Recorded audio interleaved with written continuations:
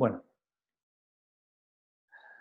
el- algunos conceptos que ya se han mencionado y que me parecieron súper importantes de rescatarse antes de empezar con el capítulo extendido de la biología. Uno de ellos es el sol y su relación con la vida. Y obviamente el sol es la importancia del sol es innegable con todo lo que ya hemos visto que nos han explicado los profesores Massa, Campuzano, y, y su relación con la vida es desde múltiples aspectos, eh, porque el sol es un agente que influencia los planetas de distintas formas y bueno, la vida entonces además actualmente tiene esta relación del sol con el sol como fuente de energía. Sin embargo, ahí es Profe, donde... ¿Sí? disculpe, creo que hay compañeros en la sala de espera. Ya.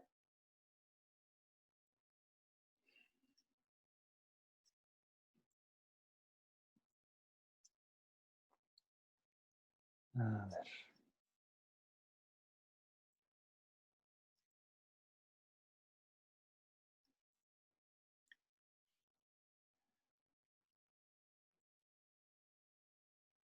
Voy a dejar de tener sala de espera. Ya, yo creo que ahí está mejor.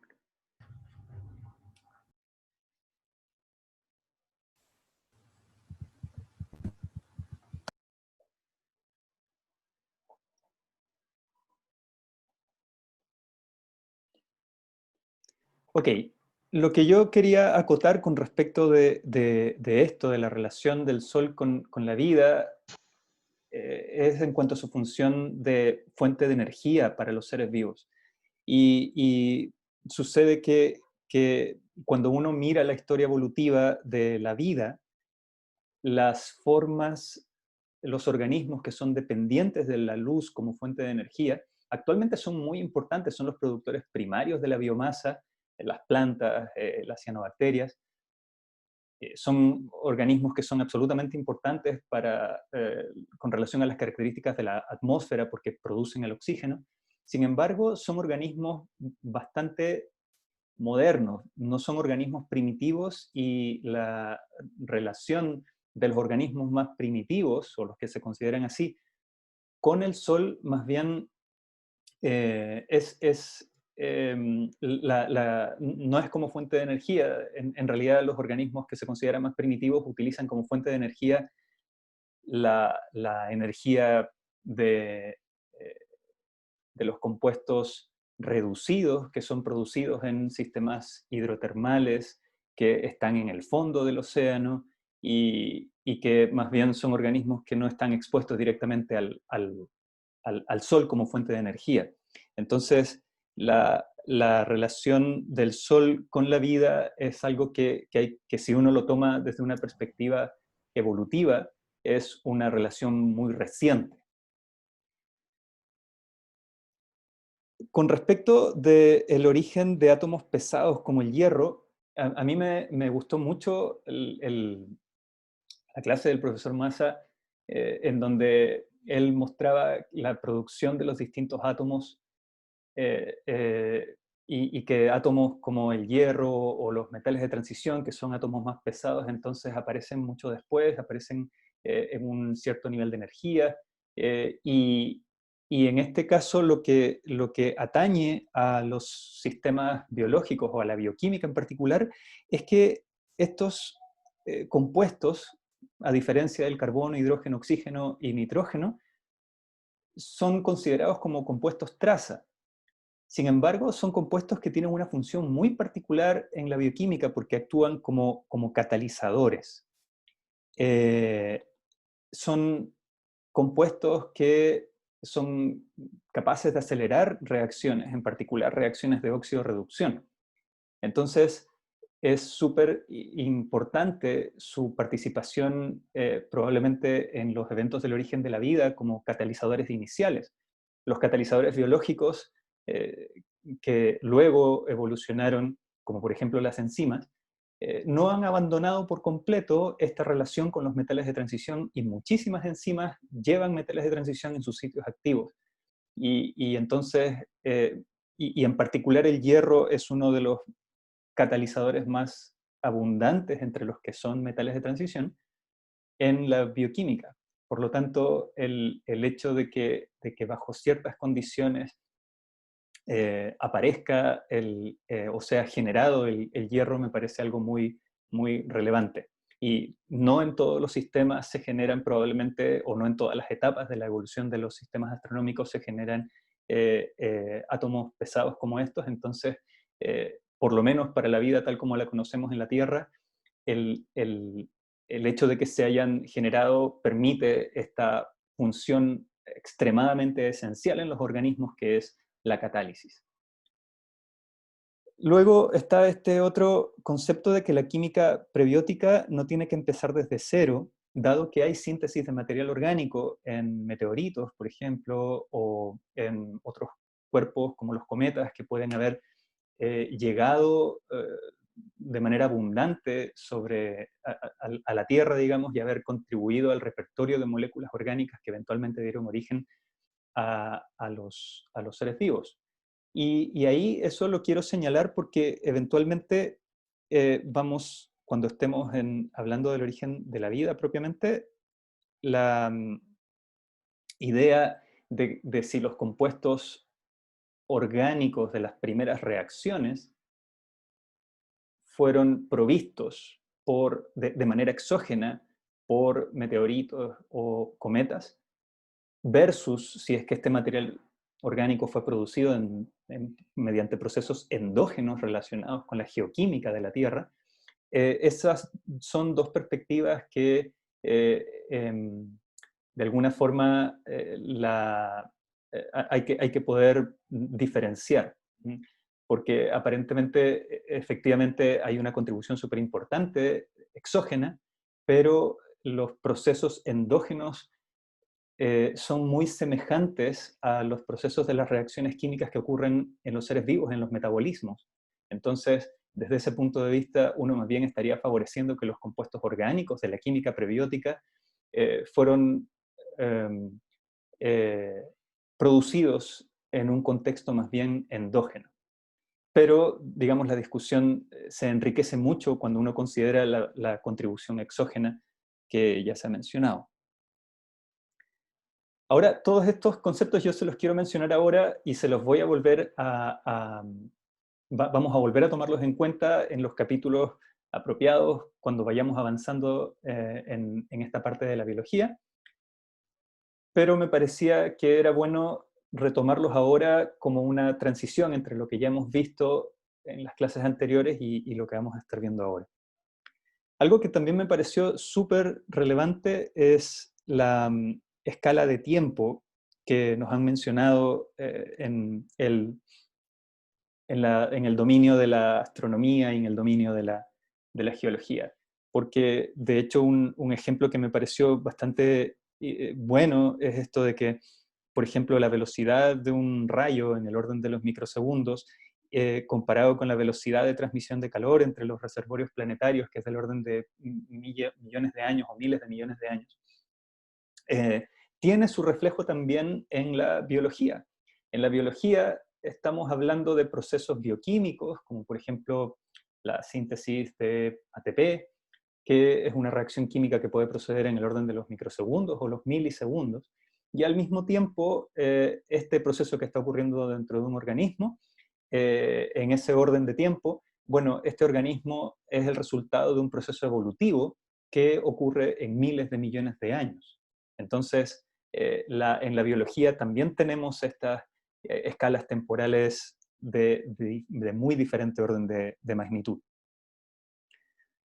También se habló de los procesos disipativos de la energía del planeta, procesos como los volcanes o los terremotos, y de los flujos, como los flujos de energía. Bueno, eso también tiene su equivalencia desde el punto de vista de la biología. De hecho, hay mm, hay autores que han conceptualizado a los seres vivos como sistemas disipativos, como estructuras disipativas. Pero ahí lo importante es qué tipo de energía disipan los seres vivos, y vamos a revisar eso eh, cuando estemos viendo la bioquímica terrestre, que la energía que disipan los seres vivos es la energía de óxido-reducción. Entonces, los seres vivos también realizan procesos disipativos y tienen flujos internos, tienen flujos de material, porque hay un nutriente que ingresa al organismo, se transforma y sale material también del organismo. Entonces hay un flujo material, hay un flujo de electrones eh, que atraviesa la célula, podemos decirlo de esa forma incluso.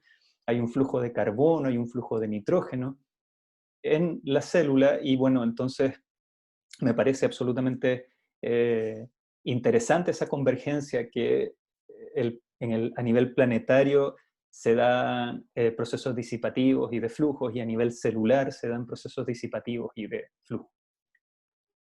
Y también nos mencionaron la importancia de la teoría de sistemas para entender la dinámica y la historia del planeta. Y bueno, en biología también la teoría de sistemas ha penetrado fuerte. De hecho, hay una subdisciplina que es la biología de sistemas. Y ahí se da mucho este contraste entre el holismo y el reduccionismo, que tiene que ver con observar el sistema como un todo, y si ese todo resulta de la suma de las partes o si es más que la suma de las partes. En biología, el reduccionismo es fundamentalmente el reduccionismo genético, el concepto de que los genes contienen toda la información para las funciones biológicas. Pero el holismo viene dado por la biología de sistemas, en la medida de que eh, eh, procesos muy importantes como el metabolismo mismo, como por ejemplo eh, mm, las interacciones ecológicas, son más bien, no pueden ser reducidos estrictamente a la existencia de genes y sus funciones. Y bueno, la biología es el campo fértil de la interdisciplinariedad, porque la biología ha coqueteado siempre con muchas otras disciplinas, las integra. Por eso está la biofísica, la bioquímica, la bioinformática, y entonces, porque justamente el estudio, el eje de estudio son los sistemas complejos como las células. Luego también se habló de la importancia de la clorofila y la producción de biomasa, y bueno, esto eh, también tiene que ver con esto primero que mencioné acerca del sol y su relación con la vida, que la clorofila como agente molecular que permite la transducción de la energía del sol en procesos químicos o bioquímicos, es una adquisición más bien reciente de los organismos. La clorofila y la importancia del sol como fuente de energía son aspectos recientes en la evolución. Y la producción de biomasa también ocurre en muy grandes cantidades en sistemas hidrotermales que están en el fondo del mar y que no tienen ningún tipo de interacción con la energía luminosa, y son igualmente eh, importantes en la contribución a la biomasa terrestre total. Luego también nos mencionaron en algún momento que el pH del océano primitivo, por ser ácido, era corrosivo para la vida. Y esto es algo que si es corrosivo para un tipo de vida, eh, esto es algo que si uno considera de manera global a la vida, eh, y más aún, además, lo considera en términos históricos, probablemente para la vida primitiva, la acidez de los océanos fue una cosa absolutamente fundamental, y más hizo en cobijar que en corroer. Entonces, esta perspectiva de considerar ciertos organismos extremófilos nos pone a nosotros como eje de referencia, nosotros que tenemos un comportamiento o estamos en un ambiente mesófilo, ni muy frío ni muy caliente, ni de muy alta concentración ni de muy baja concentración de sales, de lo mismo mesofílico en relación con la presión. Bueno, si nosotros tomamos en cuenta que nosotros somos organismos más bien derivados, más avanzados en el proceso evolutivo, y más bien los organismos más primitivos los consideramos como los de referencia porque son el punto cero, entonces estas condiciones extremas más bien son las condiciones de referencia, las condiciones normales, y ya más tardíamente en la evolución aparece este conjunto de organismos como nosotros que viven estas condiciones ya más alejadas de esas originales, pero en el fondo, cambiando de punto de referencia, nosotros podríamos ser los extremófilos en relación con esos organismos primitivos. Así que estos puntos quería yo eh, tomar en cuenta, quería que no se perdieran de la discusión inicial que los profes del curso han llevado a cabo en sus clases, y quería entonces agregar estas cosas desde la perspectiva de la biología para poder tener una visión más integradora. Los legados de la esclavitud, los legados de la falta. Ok, entonces pasamos a la, el problema y la importancia de la definición de ser vivo. Aquí es importante mencionar que efectivamente no hay una definición consensuada de ser vivo. Sin embargo, cuando uno dice no hay una definición, uno inmediatamente queda suponiendo que el problema es un problema completamente abierto y que cualquier cosa entonces puede satisfacer algún aspecto de la definición de ser vivo, y no es así. Si bien no hay una definición concreta, hay ejes súper claros de características que son fundamentales para los seres vivos. Lo que no se ha logrado es una especie de teoría que haga coherente todas estas propiedades en una sola, en una sola propiedad fundamental, de la cual las otras deriven. Entonces, hay ciertas propiedades que son la propiedad de la reproducción o la replicación, que está íntimamente relacionada con la propiedad de evolucionar. Y está la otra propiedad que es la autonomía o la automantención, la autoorganización del sistema, que está íntimamente relacionada con el metabolismo. Entonces, las otras propiedades que comúnmente se señalan, el crecimiento, la sensibilidad, todas derivan de estas dos que les estoy mencionando. Y bueno, entonces si uno empieza a analizar con respecto de la reproducción, aquí tenemos una foto de una reproducción de la bacteria Escherichia coli, y aquí vemos una célula dividiéndose en dos, un sistema complejo. Y sin embargo, la reproducción es una propiedad un poco enigmática porque hay algunos organismos que no podemos dejar de considerar seres vivos, pero que no pueden reproducirse, como por ejemplo las mulas o las abejas obreras. Sin embargo, la reproducción como proceso fue muy importante en la generación de esos organismos. Si bien ellos no se pueden reproducir, ellos son producto de sucesivas reproducciones desde el embrión a partir del cual se desarrollaron. Entonces, hay que tener en cuenta de todas formas la reproducción, pero aparentemente hay cierto nivel jerárquico de organización de los seres vivos en los que el proceso de reproducción puede apagarse, puede no estar ocurriendo. Por otra parte está el fenómeno de la replicación. Y aquí quiero que podamos hacer una diferencia entre lo que es reproducción y lo que es replicación.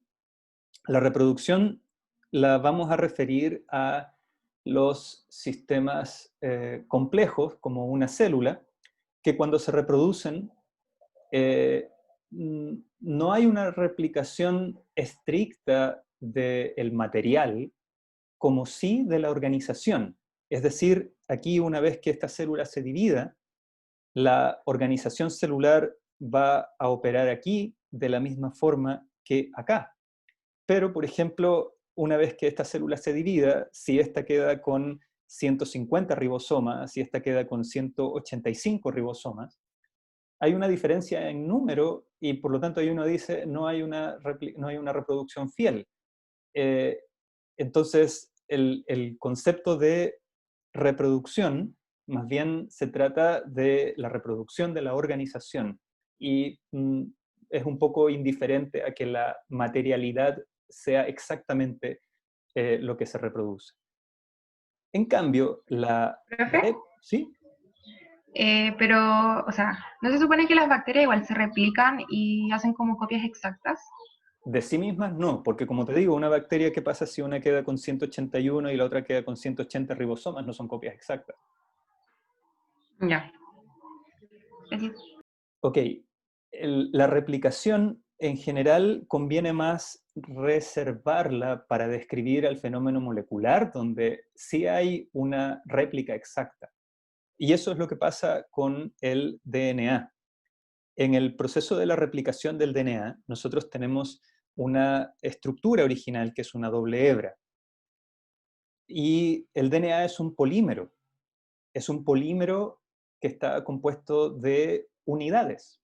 Entonces sucede que la secuencia en la que esas unidades están formando el polímero, al final del proceso de la replicación vamos a tener dos polímeros exactamente con la misma secuencia. Perdón, este y este. Entonces, ahí hubo un proceso exacto, porque si uno compara esta estructura, es equivalente con esta estructura. Y entonces esa es la manera de diferenciar la reproducción como un fenómeno sistémico y la replicación como un fenómeno molecular. Sin embargo, aquí es donde empieza a jugar un papel muy importante el concepto de copia, porque, bueno, se dice copia porque, claro, partíamos con un polímero y terminamos con dos que son una copia del primero. Y bueno, como esto es una doble hebra, esta otra mitad de la asociación también queda replicada en su estructura al final del proceso, también queda copiada. Sin embargo, la evolución es dependiente del error en la copia. ¿Por qué? Porque los polímeros de los que yo estoy hablando también realizan o son la base de una función. El DNA y la secuencia del DNA son muy importantes para definir genes, y los genes tienen funciones biológicas. Y entonces una secuencia en particular del polímero DNA es la que me permite que se lleve a cabo una función.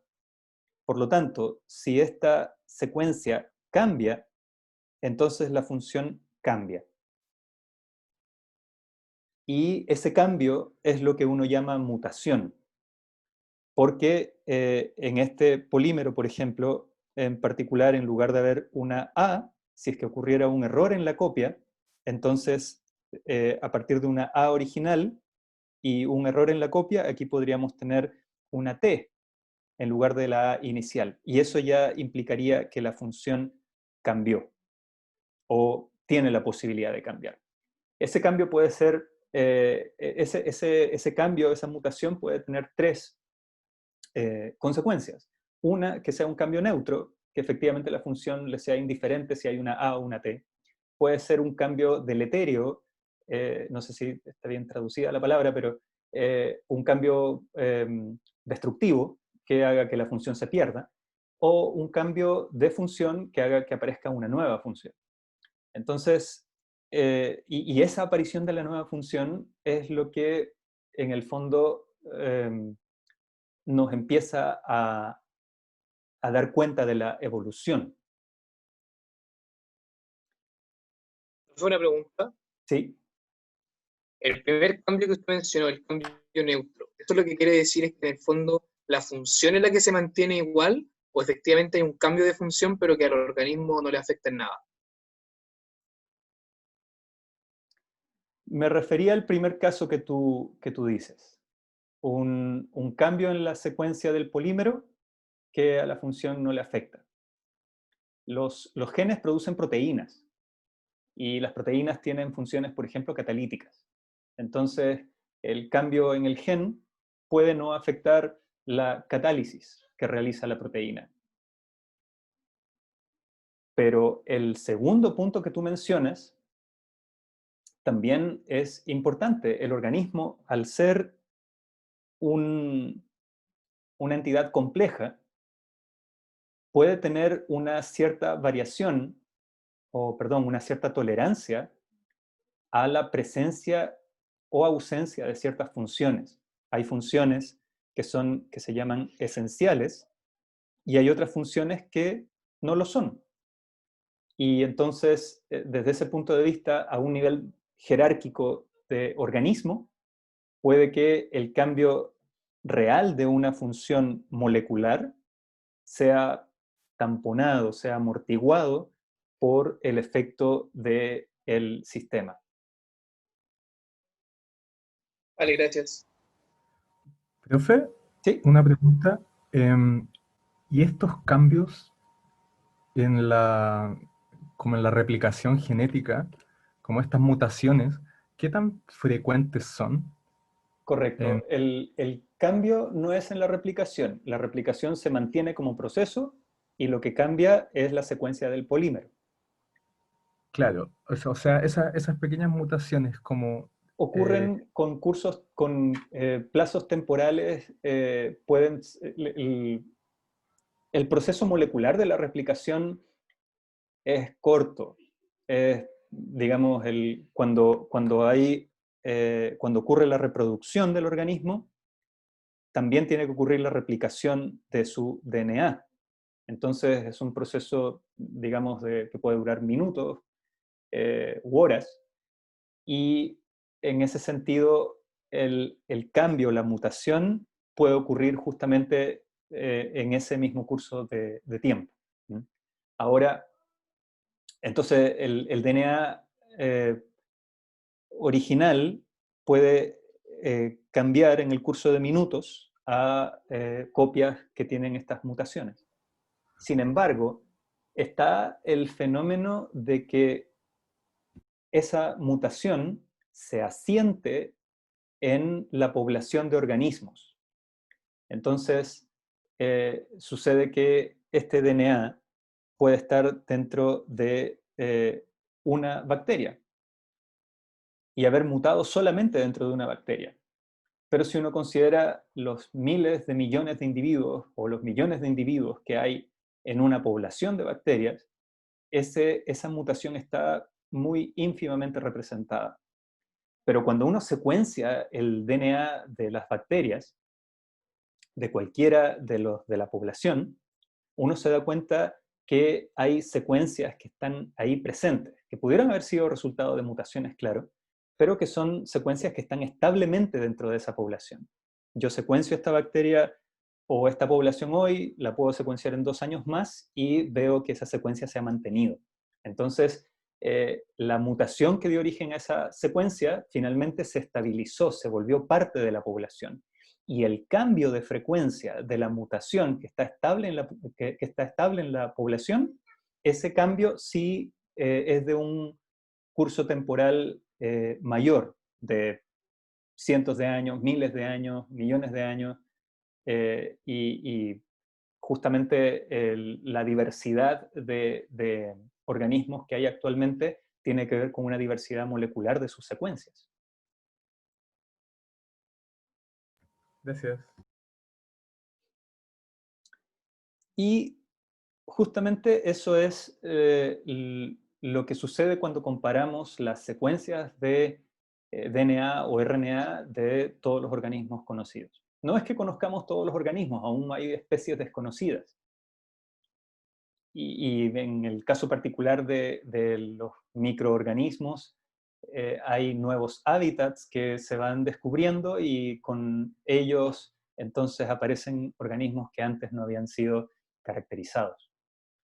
Pero si uno hace la comparación del DNA, de la secuencia de DNA de todos los organismos que uno sí conoce, uno se da cuenta de que hay diferencias. Por lo tanto, han ocurrido mutaciones en el proceso de diversificación de los organismos. Y esa diversidad organísmica tiene dos niveles en particular. El nivel de los microorganismos más simples, que son los procariontes, los conocidos como bacterias y arqueas, que no tienen en general compartimentación interna dentro de la célula, y los eucariontes, que sus células están compartimentalizadas y tienen otros rasgos que los diferencian. Y además, a través de los estudios evolutivos se ha llegado a hipotetizar con bastante seguridad, en realidad, que estos organismos eucariontes aparecieron como producto de la asociación entre los dos tipos de organización procarionte. Bueno, el caso es que uno compara estas secuencias de DNA de todos los organismos y uno encuentra que hay algunos DNA que son más semejantes a otros. Por supuesto, el DNA de todas las bacterias va a ser más semejante entre sí, y el DNA de todas las arqueas va a ser más semejante entre sí. Y eso significa que han habido ancestros para esta diversidad de organismos, han habido ancestros y ancestros de ancestros. Es la representación del linaje de todos los organismos vivos. Eso es lo que es el árbol filogenético universal, cómo se relacionan en términos de descendencia, de especiación los organismos. Y entonces está el último ancestro de todas las bacterias y el último ancestro de todas las arqueas, los cuales también comparten un ancestro, que es el último ancestro común de todos los organismos, que se le conoce por sus siglas en inglés, The Last Universal Common Ancestor. Y esto lo que nos está mostrando es que ha habido un proceso de cambio evolutivo en las secuencias de DNA, pero también en la organización, en otros aspectos de la biología de los organismos. Los genes no son lo único que cambia. Han cambiado los procesos también, los metabolismos, etc. Pero esto nos revela algo muy importante, una propiedad muy importante de los seres vivos que conocemos, que es esa capacidad de evolucionar. Si todos descienden de un último ancestro, entonces hay un nivel de parentalidad entre una bacteria y una arquea.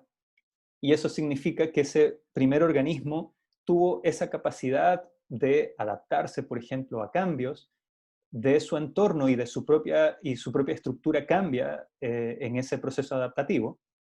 Y entonces, a través de la evolución, generar especies diferentes. Y esa capacidad de evolucionar es algo que se ha considerado absolutamente fundamental en la definición misma de la vida. Y bueno, también incluso en la definición de búsqueda de vida que tiene la NASA, habla de organismos que sean capaces de sostenerse como un sistema químico y además de evolucionar.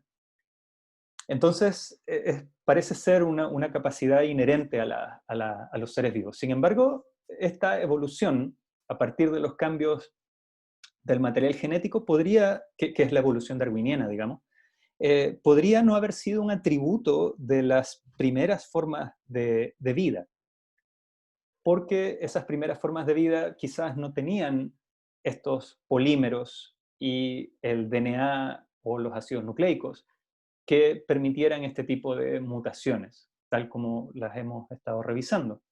Entonces, en ese sentido, quizás la evolución podría ser una propiedad que eventualmente aparece a lo largo de miles de millones de años, pero que hay otra propiedad molecular subyacente, no necesariamente la evolución, pero que a nivel del organismo esté funcionando y eventualmente en la escala temporal de los millones de años se manifieste como una evolución. Entonces, la evolución es una propiedad importante, pero también hay que mirarla desde el punto de vista de que quizás los primeros organismos no tenían esta capacidad de evolucionar darwinianamente y probablemente sus sistemas les permitían adaptarse, pero de otra forma. Bueno, otro aspecto que es súper importante, pero que en términos conceptuales, en términos de escuelas de pensamiento, es considerado como importante, pero por una escuela de pensamiento distinta, escuela de pensamiento en la biología, escuela de pensamiento entre los que buscan una definición de vida y también entre los que trabajan en el origen de la vida. Y esta es la perspectiva de la autoorganización, la capacidad de autoorganización que tienen los seres vivos. Y esto está relacionado con que ellos son sistemas alejados del equilibrio. Esto es algo que vamos a volver a revisar más adelante, del equilibrio termodinámico.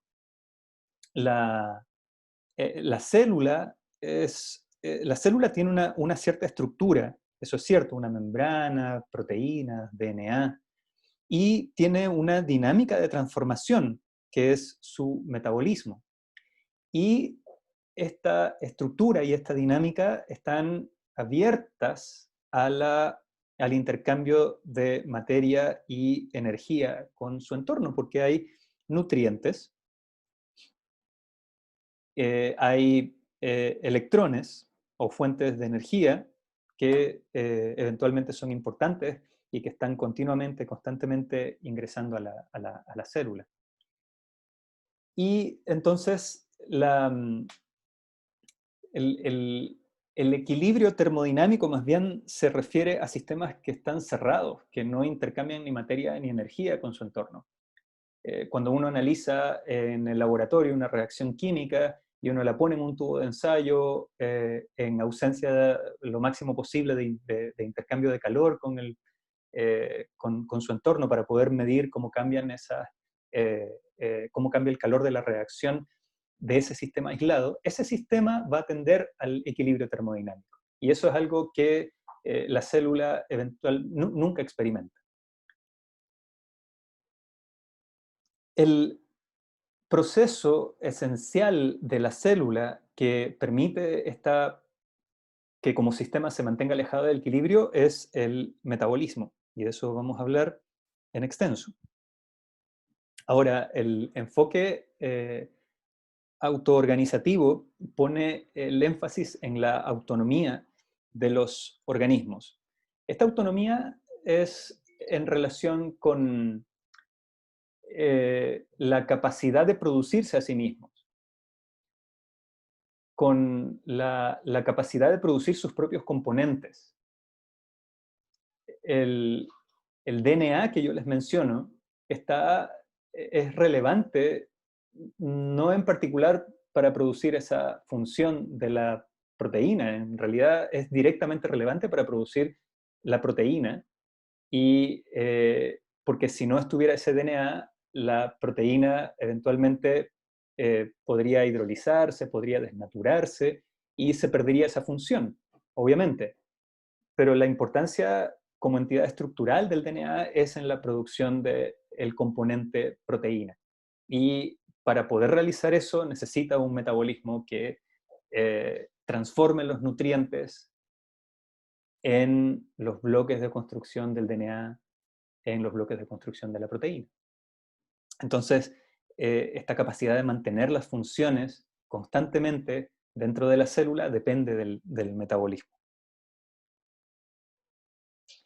¿Qué sistemas fuera del equilibrio son interesantes para la biología? En particular,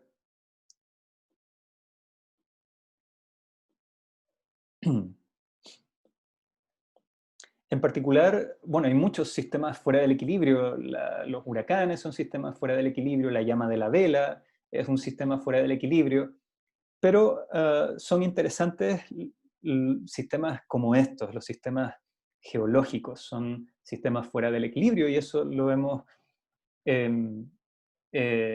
visto de manera muy detallada con el profe Campos. Y sistemas fuera del equilibrio, por ejemplo, la tectónica de placas es consecuencia de la disipación de energía térmica del interior de la Tierra. La estructuración no solamente de las placas, sino que también de las corrientes de convección en el manto son fenómenos de autoorganización. Y no a todos los planetas les pasa esto. Eso es muy interesante. La Tierra, en la Tierra sucedió la tectónica de placas, pero como nos mencionaba el profe Campuzano, eso se desconoce si una dinámica así opera en Marte o en Venus o en otro planeta. Y ha sido extremadamente importante para la estabilidad de la temperatura en el planeta y para la estabilidad de la existencia de la biosfera. Entonces, es un proceso continuo de flujo de materia y energía. Y en estas zonas en donde el material del magma está siendo expulsado hacia la corteza y generando corteza nueva, en estas zonas que se denominan en inglés ridges o bordes divergentes, entonces en esas zonas ocurre una interacción con el agua que es muy importante, la formación de los sistemas hidrotermales. En las grietas que hay, el producto de esta dinámica de extrusión de material y movimiento de la corteza, entonces tenemos una columna de kilómetros de agua, muy alta presión, que fuerza el agua a penetrar en la corteza y al calentarse a una cierta presión y a una cierta temperatura, entra a interactuar muy estrechamente con el mineral y a modificar la composición del fluido de tal forma que arrastra parte de ese material que eventualmente sale expulsado. Y ese material contiene compuestos minerales ricos en electrones, minerales reducidos, que al entrar en interacción con el CO2 que está disuelto pueden llevarlo a formar moléculas orgánicas. Y ese, por ejemplo, es un proceso que se considera que fue muy importante en el origen del metabolismo, en el origen de la vida. Y estos son sistemas fuera del equilibrio, son sistemas que continuamente están llevando a cabo este proceso. En la Tierra primitiva, que ya nos mencionaron los profes que habían océanos de agua o, digamos, masas importantes de agua desde el eón Adeano. Entonces, y es un eón de una actividad geológica muy alta. Entonces, estos sistemas hidrotermales probablemente eran muy comunes y pudieron haber sido un escenario para el origen del metabolismo y de la vida. Hablando de manera general, ya vamos a ver esto de manera específica, pero hablando de manera general del metabolismo, hay biólogos, digamos, que se han interesado en la importancia del metabolismo en la definición de ser vivo. Y está este libro escrito por Lynn Margulis y su hijo Dorian Sagan, o Sagan, que es el hijo de Carl Sagan y Lynn Margulis. Lynn es una bióloga, fue una bióloga muy reconocida que hizo, de hecho, fue una de las primeras en poner sobre la palestra esta hipótesis de que los organismos procariontes podían asociarse para formar los organismos eucariontes, como lo que mencionamos en el árbol filogenético universal. Y bueno, Carl Sagan es una figura absolutamente señera en la astrobiología. Yo creo que él es uno de los que primero pensaron el concepto. Bueno, aquí ellos mencionan una característica que ocurre en los organismos como nosotros, que, por ejemplo, cada 5 días un humano tiene una nueva pared estomacal. El estómago no se pierde, pero el material que constituye el estómago va cambiando. Cada 2 meses un nuevo hígado. La piel es reemplazada cada 6 meses. La piel no desaparece, pero los materiales constituyentes se recambian. Y cada año el 98% de los átomos del cuerpo, es decir, casi todos los átomos constituyentes del cuerpo, se reemplazan. A nosotros nos habían hablado en las clases anteriores de la composición, de la proporción de distintos átomos en el cuerpo de los organismos. Pero hay una dinámica en la que esos átomos están involucrados, que es la dinámica del metabolismo, que tiene como consecuencia el recambio de componentes. Entonces, la proteína, que tiene una función, eventualmente es destruida por el mismo proceso biológico y es resintetizada porque hay un gen en un DNA que permite esa síntesis. Y entonces este componente catalítico, que es la proteína, está en continuo recambio material. La función no desaparece, permanece constante. La catálisis está constantemente ahí. Pero la entidad material que la está realizando es la que está en continuo recambio. El ADN es una molécula incuestionablemente importante para la vida, pero la molécula misma no está viva, ninguna molécula está viva. Pero el metabolismo es una dimensión de interacciones y transformaciones moleculares que sí es una propiedad esencial en lo vivo, para definir lo vivo. El metabolismo ahora, desde el punto de vista de la estructura de las transformaciones químicas, es algo como lo que vemos aquí. Cada uno de estos nodos, que parecen estaciones de metro, son moléculas distintas. Y estas conexiones son las transformaciones que generan una molécula a partir de otra. Entonces, por ejemplo, aquí dice inositol, esta molécula, el inositol, y aquí tenemos una molécula que se llama hexosa. Bueno, hay una reacción o conjunto de reacciones, una vía de transformaciones, que transforma la hexosa en inositol. Y lo mismo para cada uno de las moléculas que forman parte de la célula. Todas las moléculas forman parte de una red de transformaciones químicas, que es el metabolismo. Y entonces, ¿qué es lo que pasa cuando un nutriente entra? Un nutriente como un azúcar, entonces se transforma en este componente, se transforma en estos otros que están en esta secuencia, en esta cadena, en esta vía de transformaciones, y eventualmente pueden llegar a transformarse y a formar un aminoácido. Y ese aminoácido forma parte de una proteína. O ese mismo nutriente que entró puede seguir una ruta de transformación y transformarse y llegar a formar un nucleótido y eventualmente un DNA. O ese nutriente puede transformarse en un lípido y formar la membrana de la célula.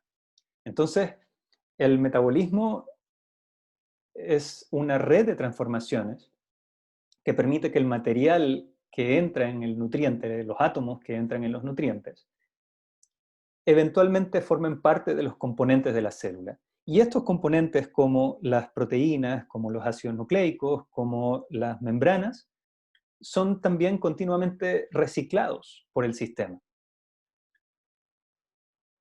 Y el sistema mantiene su identidad en el espacio físico, como una célula. Y además, estas sucesivas transformaciones generan los bloques de construcción de los catalizadores que son responsables de la ocurrencia de estas reacciones. Es decir, esta exosa transformándose en el inositol, esa ruta de transformaciones ocurre porque están presentes los catalizadores que permiten esa transformación. Y esos son las enzimas, que son las proteínas. Y estas proteínas son las que mencionamos en un principio, que su secuencia como polímero viene especificada por la secuencia del DNA. Y el DNA, cada una de estos bloques de construcción del DNA son producidos por el metabolismo. Entonces, la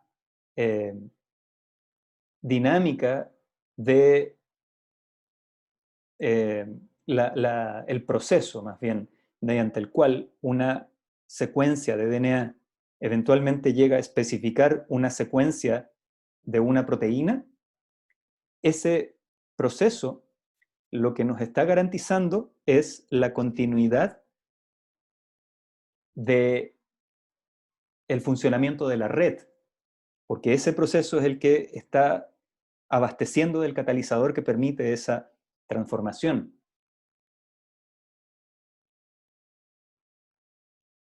¿Ok?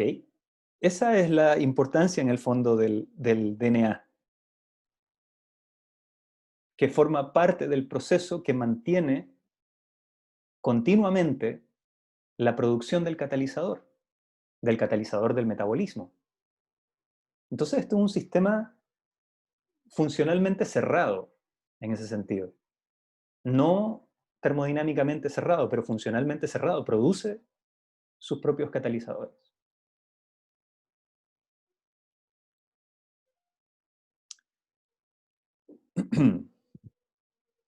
Bueno, en todos los intentos que han habido de formalizar una definición de ser vivo, el metabolismo ha sido parte de las propiedades que se mencionan con respecto de los seres vivos.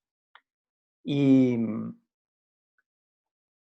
bueno, aquí les muestro un esquema de un modelo que en el fondo es como una especie de definición de ser vivo, que se llama el quimioton, propuesto por Tibor Ganti, un bioquímico, en la década de los 70s, 80s,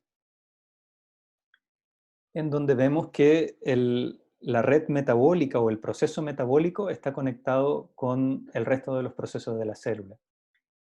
Está conectado con el proceso de la replicación, está conectado con el proceso de la producción de la membrana y está, digamos, está en la base de la transformación del nutriente en el producto de desecho, en este flujo material que les menciono yo que atraviesa constantemente a la célula. Entonces, aquí es donde uno puede contextualizar con el problema fundamental de la astrobiología. ¿Qué tipo de propiedades uno esperaría encontrar en un ser vivo? Si uno va a Venus y toma muestras y eventualmente uno registra moléculas complejas y cierto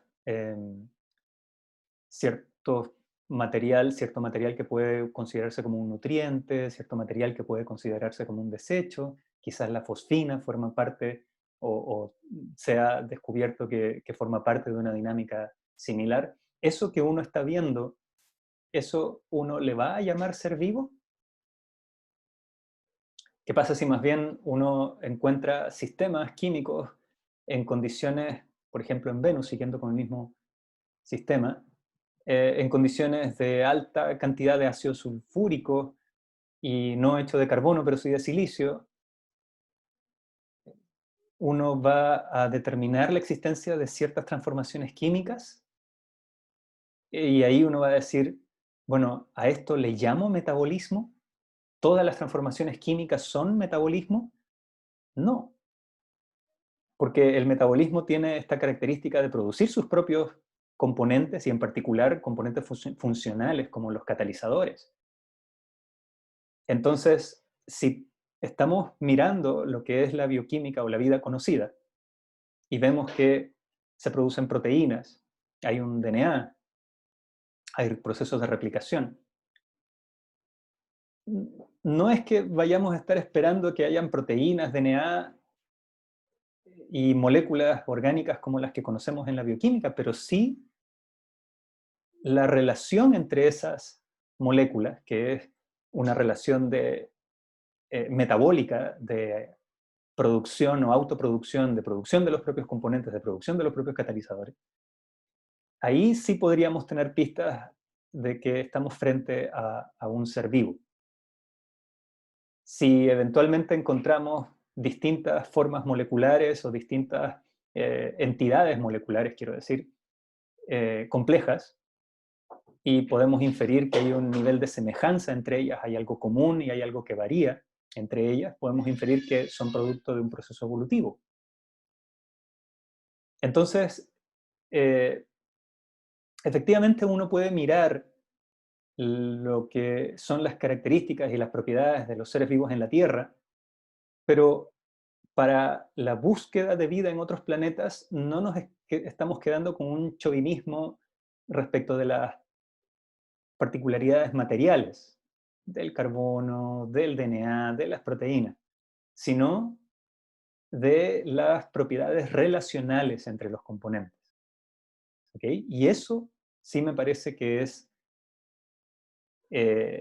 algo...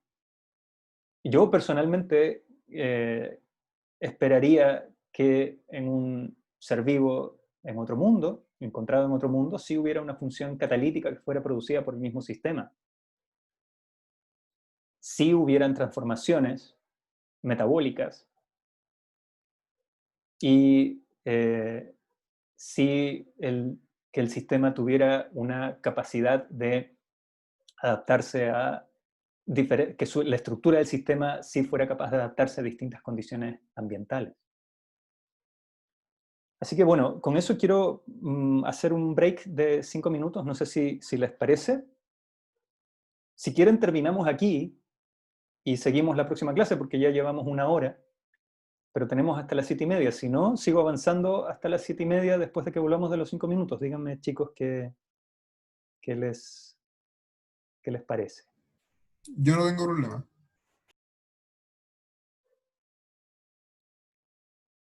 ¿Alguien más?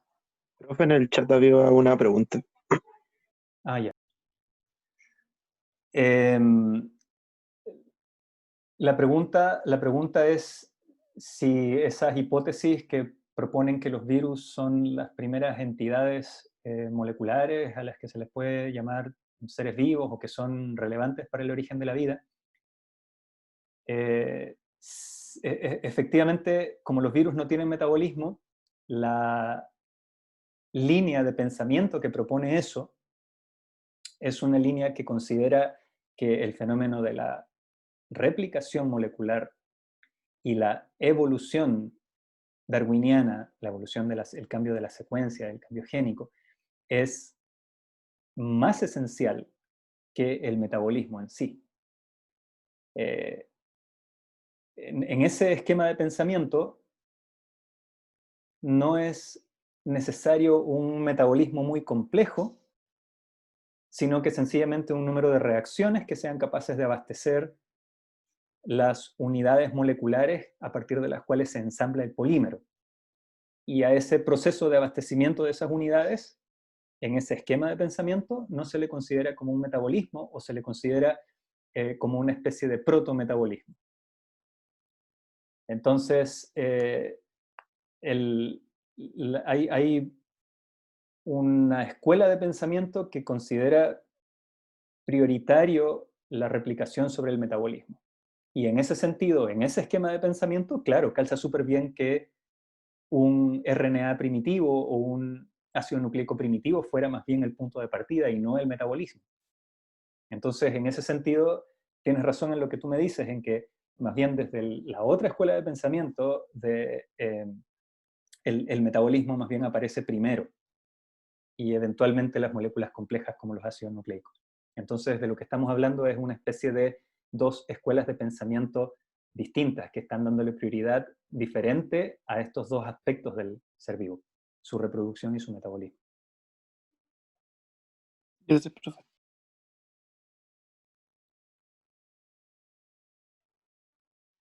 Bueno, los que hayan grabación y compartir pantalla.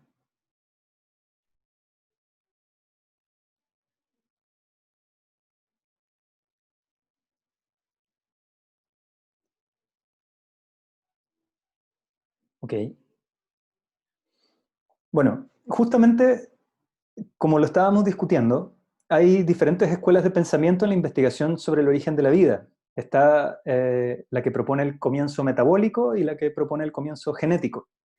En el comienzo metabólico es importante el hipotetizar, el explicar, el proponer un mecanismo que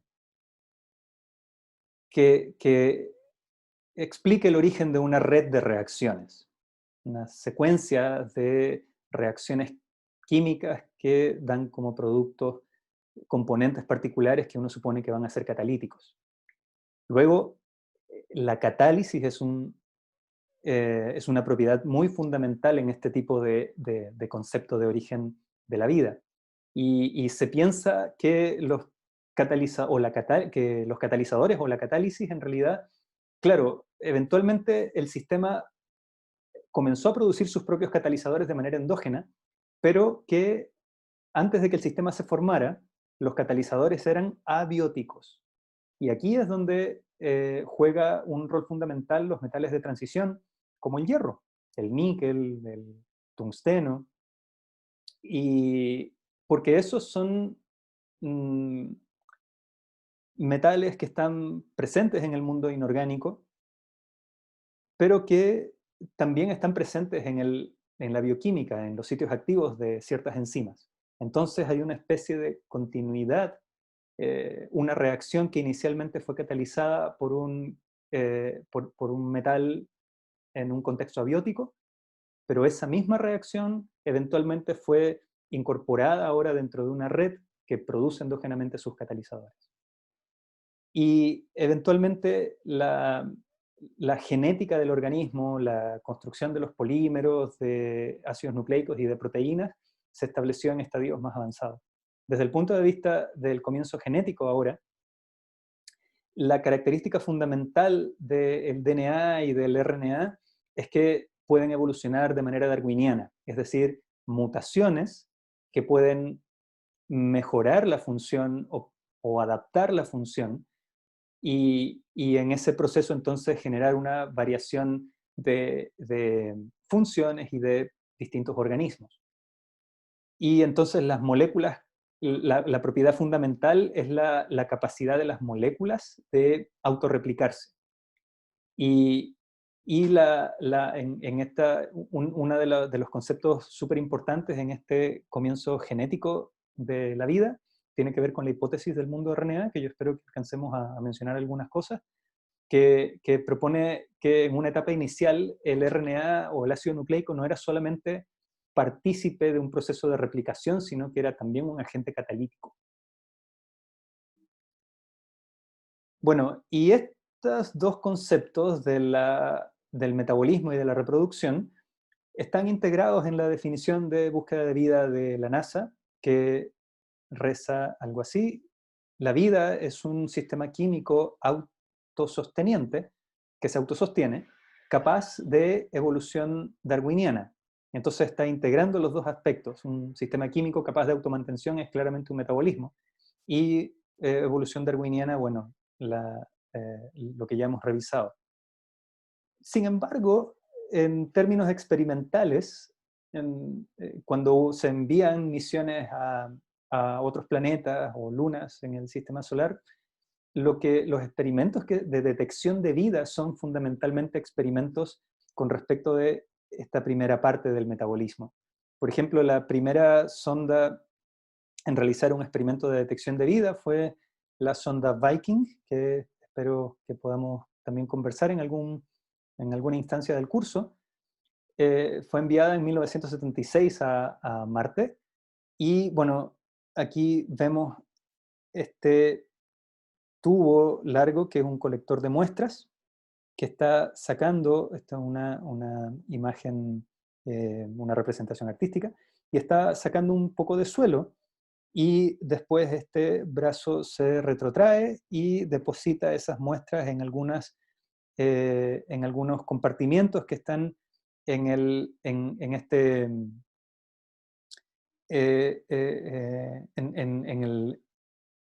Viking, digamos, en la maquinaria. Y entonces ahí los experimentos que se realizaron fueron experimentos de metabolismo, saber si es que había oxidación de compuestos orgánicos, saber si es que en presencia de una fuente luminosa había incorporación de CO2, como lo hacen las plantas. Por lo tanto, fueron experimentos de metabolismo.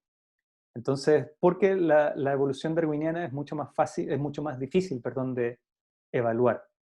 Si uno encuentra un organismo, uno tendría que ver quizás en otro contexto, en otro ambiente, que hay otro tipo de organismo y que hay algún nivel de relación estructural entre ellos dos para inferir que hubo un ancestro común y con eso finalmente concluir que hay una evolución. Entonces es más difícil eso en términos de búsqueda de vida. Por otra parte, yo considero que el hecho de que estemos nosotros haciendo todas estas inferencias a partir de un único ejemplo de vida, que es la que conocemos en la Tierra, claro, nos limita, y que en el momento en el que se descubra vida en otros planetas, por eso es que causó un revuelo tan importante el descubrimiento de la molécula de fosfina en Venus, porque esto realmente va a permitir finalmente la construcción, aunque sea un n igual a 2, va a permitir la construcción de una teoría universal de la biología, por primera vez. Entonces, realmente y por supuesto la astrobiología, digamos, va a ser esencial en ese cambio de paradigma en la biología. Bueno, ahora vamos a entrar a otros temas, ya habiendo visto la definición. Vamos a entrar al tema del equilibrio químico. ¿Qué es lo que significa de manera más formal esta situación de que los seres vivos sean sistemas químicos alejados del equilibrio, sistemas químicos abiertos? Pero no sé si hay más preguntas antes de que cambiemos, porque nos quedan al final 6 minutos. Yo creo que más bien podemos cerrar con preguntas y desde la próxima clase empezar a tratar este otro tema, porque vamos a hablar de reacciones químicas, de energía libre, de constante de equilibrio, de estados estacionarios. Entonces ya es un tema radicalmente distinto. No sé si más bien podemos pasar a preguntas, y entonces la próxima clase continuamos con el equilibrio químico. Profe, yo había escuchado un concepto de Humberto Maturana que se refería a la autopoiesis como una especie de crearse a sí mismo de un organismo. Eso tendría que ver más con el lado del metabolismo, según lo que hemos visto. Sí, totalmente. Yo pretendo que lleguemos a conversar un poco de autopoiesis cuando veamos metabolismo, cuando veamos bioquímica, y aquí traté de utilizar lo máximo posible términos absolutamente relacionados con eso, con la autoproducción. Entonces, me parece súper relevante tu comentario. Lo que sucede es que la autopoiesis es una propiedad relacional de los componentes del ser vivo. La autopoiesis significa que el sistema autopoiético es un sistema de transformaciones e interacciones de componentes que, como consecuencia, producen los mismos procesos que les dieron origen. Así tenemos una especie de circuito cerrado conceptual. Pero la autopoiesis no habla de catalizadores, la autopoiesis no habla de energía, la autopoiesis no habla de metabolismo. Y en 1973, cuando esta descripción de la dinámica de relaciones de los seres, de las de relaciones internas de los componentes de los seres vivos fue acuñada, yo creo que la influencia de la teoría de la cibernética, que eventualmente desembocó en la teoría de sistemas, o estuvo muy relacionada con ello, la influencia de la cibernética y de la visión sistémica del organismo, yo creo que de alguna forma restringieron el concepto de la autopoiesis a que sea lo más ampliamente aplicable posible. Y por eso es que no se definieron entidades concretas o funcionalidades concretas para el organismo.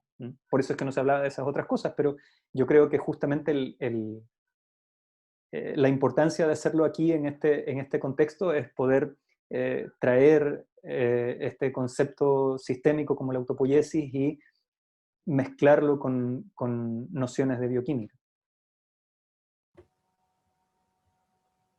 En ese sentido, en la clase que vimos hoy, lo autopoyético sería como el metabolismo que crea un catalizador que a la vez Sí, permite el sí, metabolismo. exacto, exacto. Lo que pasa es que en ese sentido el metabolismo lo es todo, es la célula completa.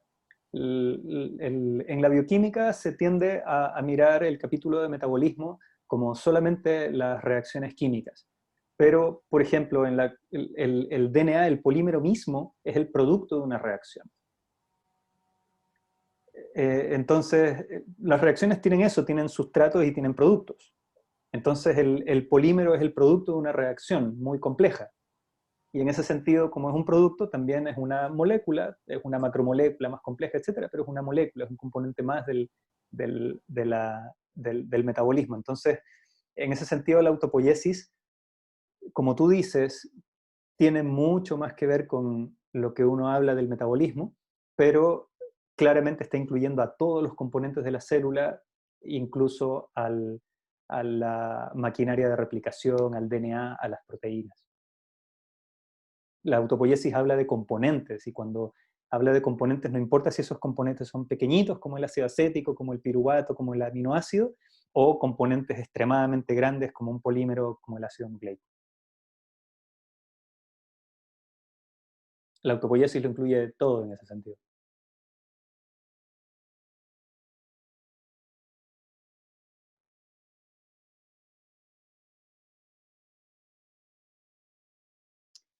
Bueno, chicos, chicas, no sé si hay más preguntas. Ya nos dieron las 19:30. Voy a parar la grabación.